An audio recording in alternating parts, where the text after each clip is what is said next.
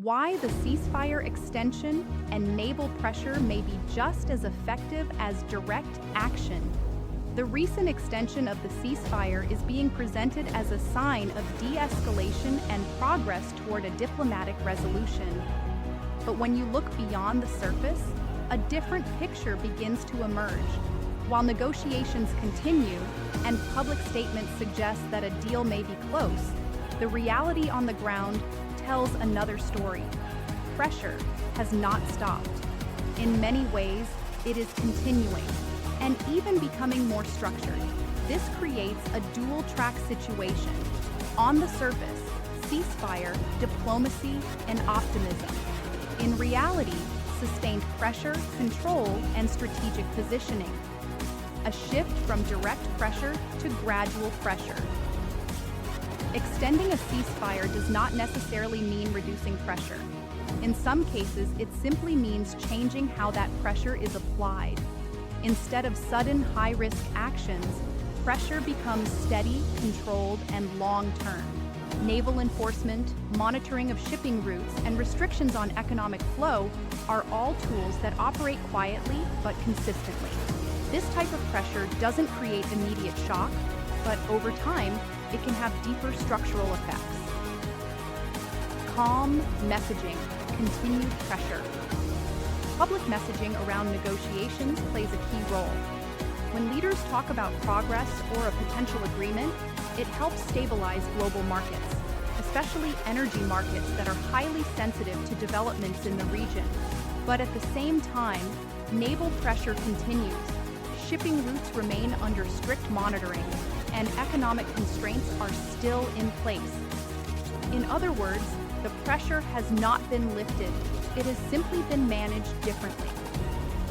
The ceasefire as strategic time. One of the most important aspects of the current situation is time. The ceasefire extension creates time, and that time can be used to strengthen positioning. During this period, additional naval assets can move into the region. Logistics and support systems can be reinforced. Equipment readiness can be improved, and coordination between forces can be refined. All of this can happen with far less media attention, because the public focus remains on diplomacy. From this perspective, the ceasefire is not just a pause, it is a strategic window. Economic pressure and internal impact. Sustained pressure doesn't only operate externally. Over time, it affects internal dynamics as well.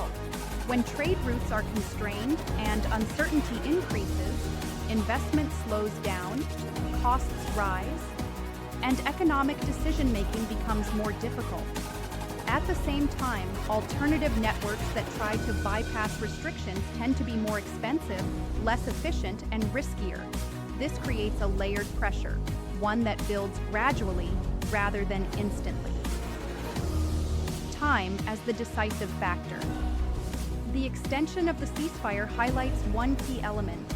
Time is not neutral. It works in favor of sustained pressure. With each passing day, constraints remain in place, costs accumulate, and uncertainty grows.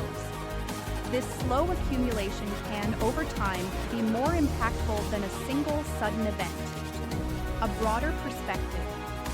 For many observers, especially those who support long-term structural change in Iran, this approach may be seen as more effective than immediate escalation.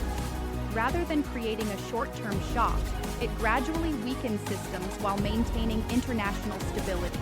At the same time, it keeps the door open for a future transition driven by internal change and broader alignment with the global community. Conclusion. The extension of the ceasefire should not be viewed simply as a step toward de-escalation. Instead, it may represent a shift in strategy, from visible confrontation to controlled, sustained pressure, from immediate impact to gradual structural effect. This is not a definitive conclusion, but when public messaging and on-the-ground realities are viewed together, it becomes a perspective that is increasingly difficult to ignore.